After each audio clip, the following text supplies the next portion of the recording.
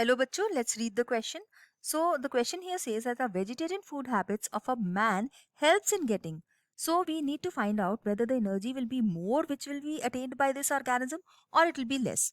So depending on whether the habits are vegetarian habits, that means the food habits, or they are non-vegetarian, we need to find out this question.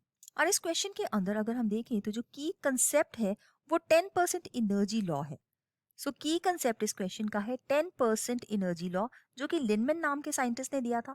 उन्होंने कहा था कि जितना भी सबसे lower most trophic level, मतलब जो producers ने एनर्जी प्रोड्यूस की है, इसका सिर्फ 10% एनर्जी है जो वो हर्बीवोर्स में जाएगा, और उसमें से सिर्फ 10% एनर्जी ही आगे कार्निवोर्स के अंदर या प्राइमरी कार्निवोर्स के अंदर, फिर उसके बाद सेकेंडरी कार्निवोर्स के अंदर जाएगा.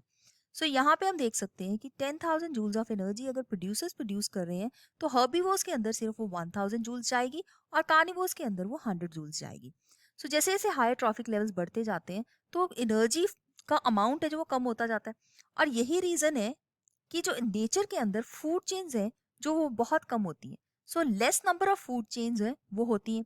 अब अगर हम वेजिटेरियन की बात करें तो उस केस में ये जो मैन है ये हर्बीवर होगा, तो नेचुरली इसको ज्यादा एनर्जी मिलेगी as compare to the second level. अगर वो कार्निवोर होता या नॉन वेजिटेरियन होता तो उसको सिर्फ 100 जूल्स ऑफ एनर्जी मिलती. तो हम कह सकते हैं vegetarian food habits of a man will help in getting more energy than the non vegetarian habits. So यहाँ पे बी ऑप्शन को हम बिल्कुल सही आंसर मार्क कर सकते हैं अपने इस क्वेश्चन का. सो इसको हम मार्क कर लेते हैं बी ऑप्शन, जबकि बाकी जो ऑप्शंस हैं वो बिल्कुल रॉन्ग ऑप्शंस हैं. I hope you have understood it well. All the best.